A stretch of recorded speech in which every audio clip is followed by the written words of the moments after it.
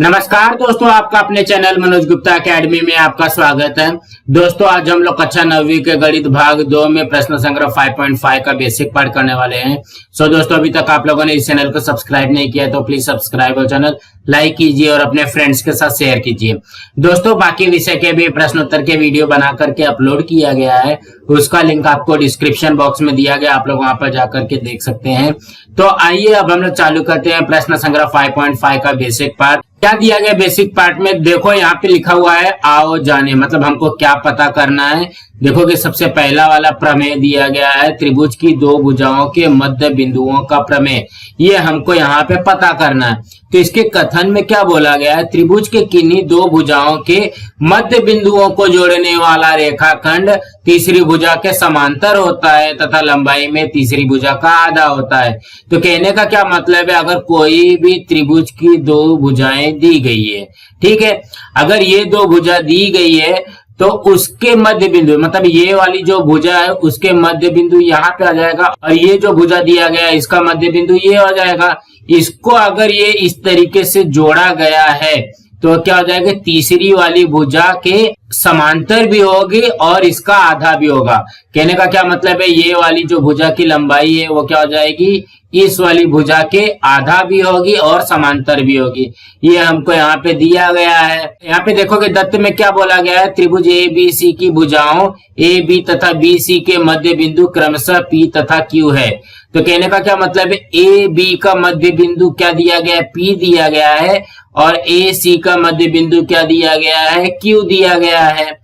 और इसमें हमको सिद्ध क्या करना है कि पी क्यू समांतर है रेख बी सी के तथा पी क्यू बराबर आधा बी सी है। तो कहने का क्या मतलब है, पी क्यू जो है वो बी सी के समांतर भी है, ये भी सिद्ध करना है, और पी क्यू का माप जो है बी सी का आधा होता है, ये भी सिद्ध करना है। तो इसके रचना में क्या बोला गया है, रेख पी क्यू को बिंदु आर तक इस प्रकार बढ़ाएं कि पी क्यू बराबर क्यू आर हो जाए और रेख आर सी खींचिए। देखोगे ये पी क्यू है ना, पी क्यू को हमको इस तरीके से बढ़ाना है बिंदु आर तक, ये बिंदु आर हो गए, इस तरीके से बढ़ाना है कि पी क्यू जो होगा वो किसके बराबर हो जाएगा, क्यू आर के बराबर होना चाहिए।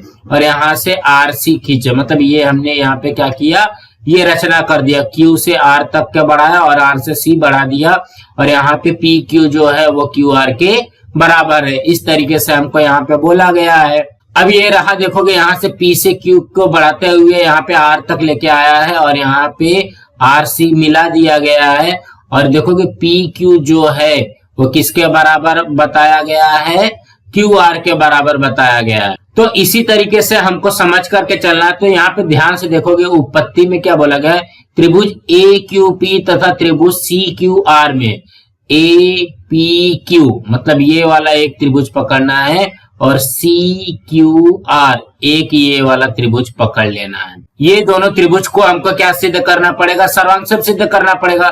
तो यहाँ पे ध्यान से अगर हम लोग देखते हैं, देखोगे पी क्यू जो होगा वो क्या होगा, क्यू आर के बराबर हो जाएगा, ये आ जाएगा रचना से। और यहाँ पे ए क्यू जो है वो क्यू सी के बराबर हो जाएगा। देखोगे यहाँ पे हमको पहले से दिया गया है कि ये वाला ए क्यू जो है वो क्यू सी के बराबर है, और उसके बाद में ए क्यू पी, मतलब ये वाला कोण सी क्यू आर ये वाले कोण के बराबर है, ये शीर्षाभिमुख कोण से आ जाएगा। तो यहाँ पे कहने का क्या मतलब है, ये दोनों त्रिभुज जो है वो सर्वांग की कसौटी से सिद्ध हो जाएगा, भू को भू कसौटी से।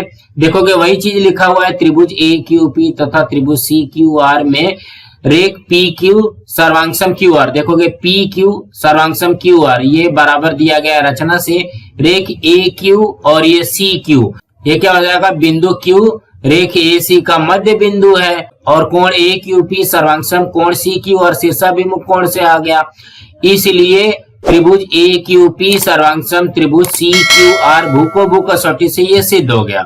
ठीक है, अब यहाँ पे ध्यान से देखते हैं, जब ये सिद्ध हो जाएगा तो हम लोग इसको ऐसे लिख सकते हैं क्या, कोण पी ए क्यू, देखोगे ये वाला कोण पी ए क्यू और आर सी क्यू, ये वाला कोण क्या हो जाएगा, सर्वांगसम त्रिभुज की संगत कोण हो जाएगा। जब यहाँ पे देखोगे सर्वांगसम त्रिभुज का संगत कोण आ गया पी ए क्यू सर्वांगसम कोण आर सी क्यू, जब ये सर्वांगसम आ जाएगा तो हम लोग इसको क्या लिख सकते हैं, देखोगे यहाँ पे ये बन रहा है जेड, देखोगे ये जेड बन रहा है ना पी ए क्यू, और यहाँ पे आर सी क्यू, तो यहाँ पे देखोगे ये वाला कोण क्या बन रहा है, जेड बन रहा है। तो कहने का क्या मतलब हो गया, एकांतर कोण कसौटी से। तो देखोगे यही चीज यहाँ पे भी लिखा हुआ है, कथन 1 से रेखा ए बी समांतर है रेखा सी आर के एकांतर कोण कसौटी से। ये तो हमारा सिद्ध हो गया। यहाँ पे देखोगे ए पी और ये रहा सी आर, तो ये क्या हो जाएगा, सर्वांगसम त्रिभुजों की संगत भुजा। देखोगे यहाँ पे लिखा हुआ है रेख ए पी सर्वांगसम रेख सी आर, ये हो जाएगा सर्वांगसम त्रिभुजों की संगत भुजाएं। तो उसी को यहाँ पे कथन 2 से यहाँ पे ये लिख दिया गया कि ए पी सर्वांगसम सी आर है। अब यहाँ पे ध्यान से देखोगे ए पी जो है वो सी आर के बराबर है और ए पी जो है वो पीबी के भी बराबर है। तो हम लोग ऐसा लिख सकते हैं क्या कि पीबी जो है वो सी आर के भी बराबर होगा। तो देखोगे यही चीज लिखा हुआ है रेख ए पी सर्वांगसम रेख पीबी सर्वांगसम रेख सी आर। तो हमारा क्या बन जाएगा, पी बी समांतर है रेखा सी आर की। इसी तरीके से आ जाएगा, देखोगे ए पी और यहाँ पे पी बी और आर सी बराबर बराबर है, तो ए बी समांतर है आर सी के, तो यहाँ पे पी बी भी समांतर हो जाएगा आर सी के। इसलिए चतुर्भुज पी बी सी आर समांतर चतुर्भुज है। जब ये समांतर चतुर्भुज सिद्ध हो जाएगा तो हम लोग इसको ऐसे भी लिख सकते हैं ना कि पी आर समांतर है बी सी के। देखोगे पी आर समांतर है बी सी के, जब ये समांतर रहेगा तो ये पी क्यू क्या हो जाएगा, पी क्यू भी तो सेम वही लाइन है, तो ये हो जाएगा पी क्यू समांतर बी सी के। देखोगे यहाँ पे लिखा हुआ है रेख पी क्यू समांतर आ गया बी सी के। अब ये रेख पी क्यू जो समांतर है बी सी के, और हमको क्या बोला गया है, पी आर जो है बी सी के बराबर होता है, क्योंकि समांतर चतुर्भुज के सम्मुख भुजाएं लंबाई में समान होती है। तो पी आर बराबर भी क्या आ जाएगा, बी सी आ जाएगा।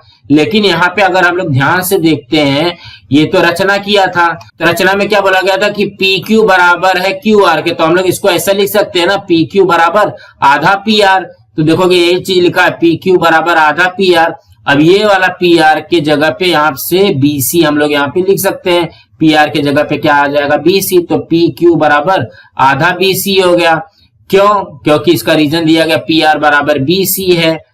देखोगे पी आर बराबर बी सी, समांतर चतुर्भुज की सम्मुख भुजाएं बराबर होती हैं। तो कहने का क्या मतलब है, देखोगे यहाँ पे सिद्ध हो गया कि पी क्यू समांतर है बी सी के, और यहाँ पे सिद्ध हो गया कि पी क्यू आधा है बी सी के। यही दोनों तो हमको सिद्ध करना था, मेन तो है इसका स्टेप याद करना। सो दोस्तों इसी तरीके से करना था। अब हम अगला करते हैं। अब यहाँ पे क्या दिया गया है, त्रिभुज की दो भुजाओं के मध्य बिंदुओं के प्रमेय का विलोम, मतलब जो अभी हमने देखा प्रमेय उसका ये विलोम है। तो इसके विलोम में क्या बोलता है, इसके प्रमेय में क्या बोलता है, त्रिभुज की एक भुजा के मध्य बिंदु से जाने वाला तथा दूसरी भुजा के समांतर रेखाखंड तीसरी भुजा को समद्विभाजित करता है। तो कहने का क्या मतलब है, जो अभी हमने देखा उसका ये विलोम है। तो यहाँ पे देखोगे ये इस तरीके से सबसे पहले एक लाइन खींचते हैं। क्या बोला गया, त्रिभुज की एक भुजा के मध्य बिंदु से, ये भुजा के मध्य बिंदु से जाने वाला दूसरी भुजा के समांतर, जो ये देखोगे ये भुजा के अगर ये समांतर जाती है तो ये क्या जाएगी, तीसरी भुजा को ये बराबर बराबर बांटती है। इस तरीके से दिया गया है, ध्यान से देखना। त्रिभुज की एक भुजा के मध्य बिंदु से जाने वाला, देखोगे एक भुजा के मध्य बिंदु से जाने वाला और दूसरी भुजा के समांतर रेखाखंड तीसरी भुजा को बराबर बराबर भागों में बांटती है, मतलब समद्विभाजित करती है। तो इस कथन के लिए आकृति, दत्त, साध्य, रचना दी गई है। मतलब हम लोगों को यहाँ पे दत्त दिया गया, साध्य दिया गया, रचना दिया गया है। इस आधार पर उस कथन की उत्पत्ति लिखने का प्रयत्न कीजिए, मतलब अपने से हमको इसका उत्पत्ति लिखना है। तो यहाँ पे बोला गया है, दत्त में क्या दिया गया है, त्रिभुज ए बी सी में बिंदु डी, यह भुजा ए बी का मध्य बिंदु है। देखोगे ए बी सी में बिंदु डी जो है वो ए बी का मध्य बिंदु है, और बिंदु डी से भुजा बी सी के समांतर खींची गई रेखा यह भुजा ए सी को ई पर प्रतिच्छेदित करती है। मतलब बिंदु डी से भुजा बी सी के समांतर खींची गई रेखा ये ई पर प्रतिच्छेदित करती है, लेकिन ये बराबर बराबर है वो नहीं बताया गया है, सिर्फ बोला गया प्रतिच्छेदित करती है। और हमको सिद्ध क्या करना है, ए ई बराबर ई सी, मतलब यही वाला हमको सिद्ध करना है कि ए ई जो होता है वो ई सी के बराबर होता है, ऐसा हमको यहाँ पे सिद्ध करना है।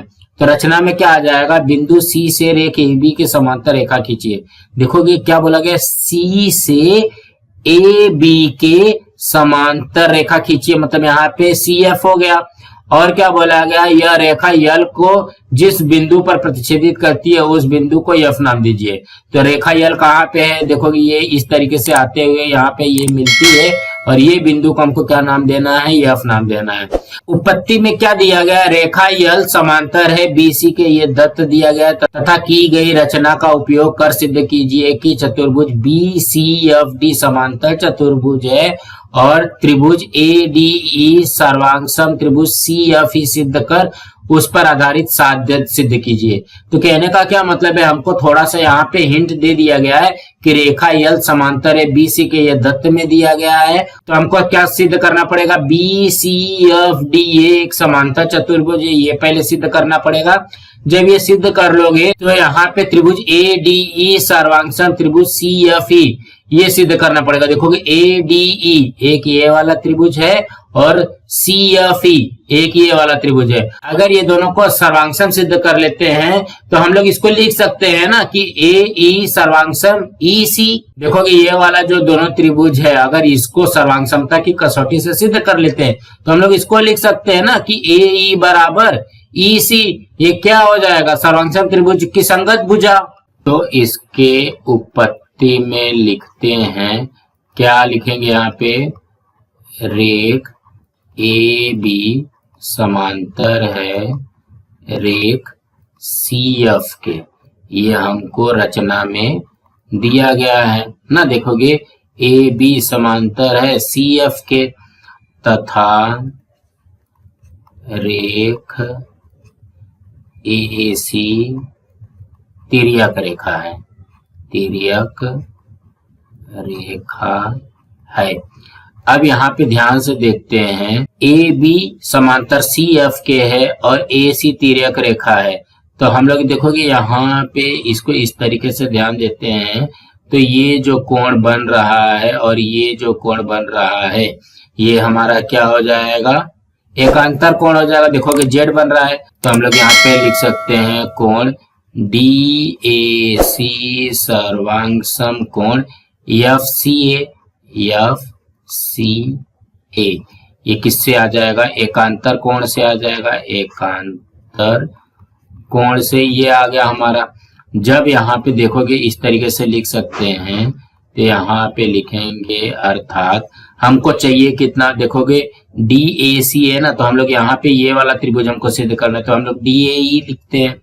इसको हम लोग लिख सकते हैं कोण DAE सर्वांगसम कोण, यहाँ पे FCE लिख लो, FCE ये लिखेंगे। इसका रीजन क्या हो जाएगा, AEC जो है ये क्या है, एक रेखीय है। ये आ गया हमारा कथन एक। अब यहाँ पे क्या बोला गया, चतुर्भुज BCFD में देखोगे इसको क्या सिद्ध करना है, समांतर चतुर्भुज सिद्ध करना है। तो यहाँ पे ध्यान दोगे कि BCFD में BD समांतर है CF के, ये तो रचना में आ जाएगा। तो यहाँ पे लिखेंगे रेख BD समांतर है रेख CF के, ये किससे आ जाएगा हमारा, ये आ जाएगा रचना से। उसके बाद में रेख BC समांतर है रेख DF के, ये आ जाएगा दत्त से। देखोगे हमको दिया गया ना रेख यल समांतर है BC के, देखोगे रेख यल का मतलब क्या हो गया, DF ही हो गया, तो DF जो है समांतर आ जाएगा BC के, ये हो जाएगा हमारा दत्त। तो हम लोग इसलिए लिख सकते हैं, इसलिए चतुर्भुज BCFD समांतर चतुर्भुज है, समांतर चतुर्भुज है। कुछ इस तरीके से बन जाएगा। अब यहाँ पे देखोगे जब ये समांतर चतुर्भुज हो जाएगा तो DB जो रहेगा वो CF के बराबर होगा। तो यहाँ पे लिखेंगे समांतर चतुर्भुज की सम्मुख भुजाएं क्या होती है, सर्वांगसम होती है, सर्वांगसम होती है। जब सर्वांग होती है तो हम लोग इसको ऐसा लिख सकते हैं, रेख बी डी सर्वांग सम रेख सी एफ। देखोगे बी डी जो है वो क्या है, सी एफ के बराबर है। इसको लिख लो कथन नंबर 2। अब हमको क्या बोला गया, बिंदु डी जो है रेख ए बी का मध्य बिंदु है। यहाँ पे लिखते हैं बिंदु डी रेख ए बी का मध्य बिंदु है। देखोगे जब ये मध्य बिंदु हो जाएगा तो हम लोग यहाँ पे क्या लिख सकते हैं, रेख बी डी सर्वांग सम रेख ए डी। ये हो जाएगा कथन 3। तो अब हम लोग यहाँ पे ध्यान से देखते हैं, देखो कि बी डी जो है सी एफ के बराबर है और बी डी जो है ए डी के बराबर है। तो ये वाले बी डी के जगह पे मैं यहाँ पे ए डी लिख सकता हूँ ना। देखोगे ये वाले बी डी के जगह पे यहाँ पे मैंने ए डी लिख दिया। यहाँ पे लिखेंगे रेख ए डी सर्वांग सम रेख सी एफ। ये हो जाएगा कथन नंबर 4। अब ये देखोगे ये जो कथन 4 आया है और यहाँ पे कथन 1 का इस्तेमाल हम लोग करेंगे। इसको सिद्ध करने के लिए सिद्ध कर लेंगे तो हमारा आ जाएगा। यहाँ पे देखोगे इसी को सिद्ध करना है ना, तो यहाँ पे लिखते हैं त्रिभुज ए डी ई तथा त्रिभुज सी एफ ई में कौन सा दो त्रिभुज है, देखोगे ए डी ई एक ये वाला त्रिभुज और सी एफ ई एक ये वाला त्रिभुज। ये दोनों त्रिभुज को हमको सिद्ध करना पड़ेगा। तो हम लोग सबसे पहले क्या लिखते हैं, ए डी सी एफ के बराबर है। क्यों? क्योंकि यहाँ पे देखोगे कथन 4 में हमने सिद्ध किया है। यहाँ पे लिखेंगे रेख ए डी सर्वांग सम रेख सी एफ। ये आ जाएगा हमारा कथन 4 से ये कथन 4 से ये आ गया। यहाँ पे देखोगे हमने कोण सिद्ध किया, कोण डी ए ई सर्वांग सम कोण एफ सी ई। ये किससे आ जाएगा, कथन 1 से। कथन 1 से ये सिद्ध किया था। देखोगे डी ए ई ये वाला कोण और एफ सी ई ये वाला कोण। उसके बाद में देखोगे डी ई ए कोण डी ई ए सर्वांग सम कोण एफ ई सी।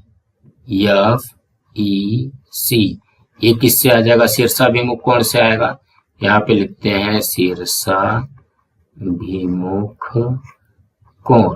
ये शीर्षाभिमुख कोण से आ गया। तो यहाँ पे देखोगे 3 तो बन गया ना, तो हम लोग यहाँ पे लिख सकते हैं इसलिए त्रिभुज ए डी ई सर्वांग सम है त्रिभुज सी एफ ई। यही तो हमको सिद्ध करना था। कौन सी कसौटी से हो जाएगा, ये देखोगे ये कोण है, ये कोण है, ये भू है, मतलब भू को कसौटी से, भू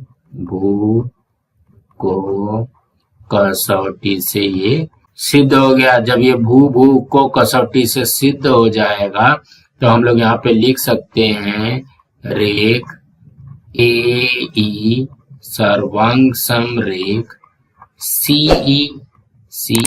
यहाँ पे लिखेंगे सर्वांग सम त्रिभुज की संगत भुजा। कुछ इस तरीके से बन जाएगा। यहाँ पे लिख सकते हैं इसलिए ए ई बराबर सी ई। तो ये क्या हो जाएगा, देखोगे ये जो ई है ये बराबर आ गया ना, तो हम लोग लिख सकते हैं जो ये वाली जो रेखा यल है मतलब बिंदु ई है वो ए सी को समद्विभाजित करती है। तो यहाँ पे लिखेंगे इसलिए रेखा यल भुजा ए सी को समद्विभाजित करती है। कुछ इस तरीके से बन जाएगा। तो कहने का क्या मतलब है, ये रहा हमारा उत्पत्ति, हमको इसी तरीके से करना है। अब हम लोग इसका उदाहरण देखते हैं। यहाँ पे क्या बोला गया, हल किए गए उदाहरण। उदाहरण 1 में क्या बोला गया है, त्रिभुज ए बी सी में बिंदु ई तथा एफ यह क्रमशः भुजा ए बी तथा ए सी का मध्य बिंदु है। यदि ई एफ 5.6 है तो बी सी की लंबाई ज्ञात कीजिए। ई एफ मतलब ये क्या दिया गया है, ये दिया गया 5.6 और यहाँ पे ये बोला गया है कि बिंदु ई जो है ए बी का मध्य बिंदु है और बिंदु एफ जो है ए सी का मध्य बिंदु है। तो कहने का क्या मतलब है, यहाँ पे जो मध्य बिंदु का प्रमेय देखा था पहला प्रमेय, उसमें हम लोगों ने क्या सिद्ध किया था कि ई एफ जो रहता है वो बी सी का हाफ होता है। तो वही चीज यहाँ पे भी दिया गया। देखो इसके हल में क्या दिया गया, त्रिभुज ए बी सी में बिंदु ई तथा बिंदु एफ क्रमशः भुजा ए बी तथा भुजा ए सी का मध्य बिंदु है। तो कहने का क्या मतलब, ई जो है ए बी का मध्य बिंदु हो गया, एफ जो है ए सी का मध्य बिंदु हो गया। तो हम लोग यहाँ पे लिख सकते हैं कि ई एफ बराबर होता है आधा गुणे बी सी। देखोगे वही चीज यहाँ पे भी आधा गुणे बी सी, ये किससे आ जाएगा, मध्य बिंदु के प्रमेय से। तो यहाँ पे ई एफ का मान रख दिया 5.6 बराबर आधा गुणे बी सी। यहाँ पे देखोगे ये बट्टे 2 और ऐसा जाएगा तो क्या हो जाएगा, गुणा 2 हो जाएगा और बीसी में 1 का गुणा करेंगे तो बीसी आता है।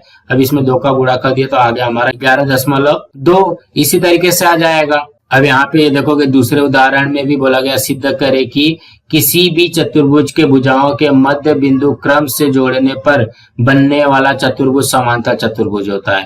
तो कहने का क्या मतलब है, यहाँ पे ध्यान से देखोगे ए बी का मध्य बिंदु P है, बी सी का मध्य बिंदु Q है, डी सी का मध्य बिंदु R है और यहाँ पे ए डी का मध्य बिंदु S है। और क्या बोला गया है, मध्य बिंदु क्रम से जोड़ने पर, मतलब जैसे इसका मध्य बिंदु, इसका मध्य बिंदु, इसका मध्य बिंदु, इसका मध्य बिंदु, ये चारों मध्य बिंदु को जोड़ने पर बनने वाला जो चतुर्भुज रहेगा वो क्या हो जाएगा, समांतर चतुर्भुज बनेगा। ऐसा हमको यहाँ पे सिद्ध करके बताना है। तो देखो कि इसके दत्त में क्या बोला गया है, चतुर्भुज ए बी सी डी में बिंदु पी क्यू आर तथा यस यह क्रमशः भुजाओं A B B C C D और ए डी का मध्य बिंदु है। यही अभी हमने देखा और सिद्ध क्या करना है, चतुर्भुज पी क्यू आर यस समांतर चतुर्भुज है, इसको सिद्ध करना है। तो रचना में क्या करेंगे, विकर्ण बी डी खींचे, यहाँ से एक विकर्ण खींच देंगे बी डी। तो सबसे पहले क्या करेंगे, यहाँ पे ए बी डी ए ये वाला त्रिभुज ले लेते हैं, इसको बंद कर दो कुछ समय के लिए, ये समझो कि है ही नहीं है, ठीक है। तो ये भी इसका मध्य बिंदु है, ये भी इसका मध्य बिंदु है ना। जब ये मध्य बिंदु हो जाएगा तो हम लोगों ने मध्य बिंदु के प्रमेय में क्या सीखा था कि जब भी ये मध्य बिंदु रहेगा तो ये वाली जो लाइन है और ये वाली जो लाइन है ये दोनों क्या हो जाएगी, समांतर रहती है। सेम उसी तरीके से यहाँ पे ये वाला त्रिभुज ले लेते हैं डी बी सी, तो ये भी मध्य बिंदु है, ये भी मध्य बिंदु है। तो ये वाली रेखा जो रहेगी वो डीबी के यहाँ पे समांतर आ जाएगी। तो इसी तरीके से आएगा, देखोगे यहाँ पे उपपत्ति में लिखा गया है त्रिभुज ए बी डी में बिंदु यस तथा बिंदु पी यह क्रमशः भुजा ए डी तथा ए बी का मध्य बिंदु है। देखोगे यस जो है ए डी का मध्य बिंदु है, पी जो है वो ए बी का मध्य बिंदु है।